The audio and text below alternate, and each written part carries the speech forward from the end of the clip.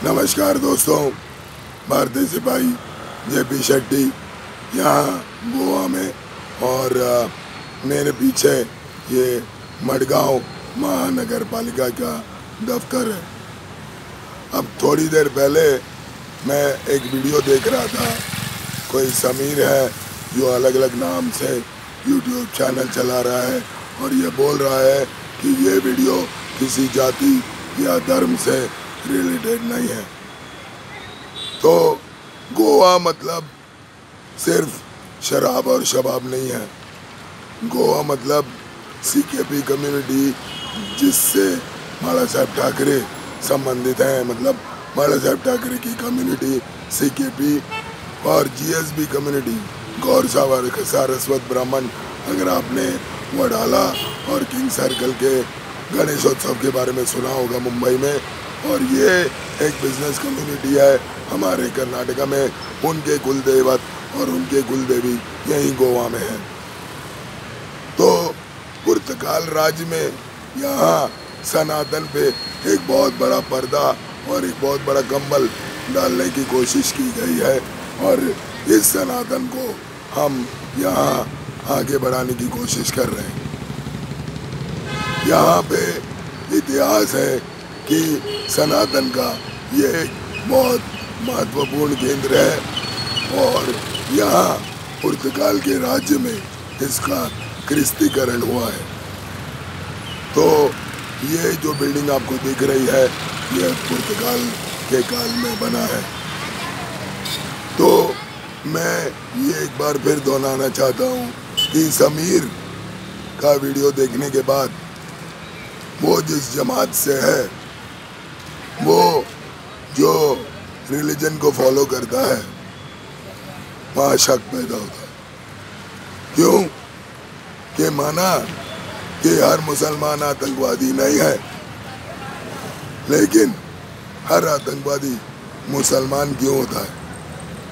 तो उसकी गतिविधियाँ, उसके चाल चलन ये मुझे एहसास दिला रही है कि धर्मस्थल जैसे सनातन के इस संस्था को ख़त्म करने की कोशिश में वो आत्मघाती बॉम्ब बनने को तैयार है, जो उसको कोई हैंडल कर रहा है बाहर से।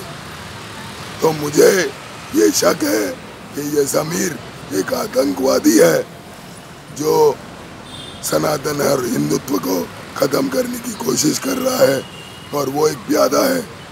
उसके पीछे हैंडलर कौन है? और इसी समीर जैसा मुझे लगता है महेश तिमरोड़ी। वो भले ही मेरी जाति और मेरे जमात का है नाम के लिए, लेकिन वो जो कृत्य कर रहा है वो इस समीर से कम नहीं है।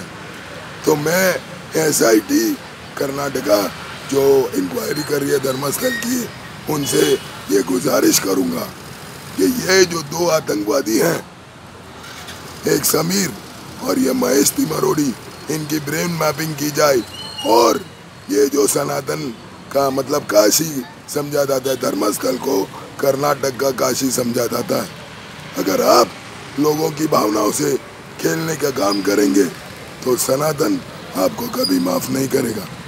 और इस सनातन को बहुत लोगों ने ख़त्म करने की कोशिश की, मुग़ल से लेके पुर्तगाल के लोगों तक सनातन को ख़त्म करने की कोशिश की, लेकिन सनातन हमेशा अपना अस्तित्व बनाए रखा। उसने जुल्म सहा, लेकिन उसने कभी जुल्म किया नहीं। तो वीरेंद्र हेगड़े भी और धर्मस्थल अभी जुल्म सह रहा है, लेकिन वो कभी जुल्म कर नहीं सकते।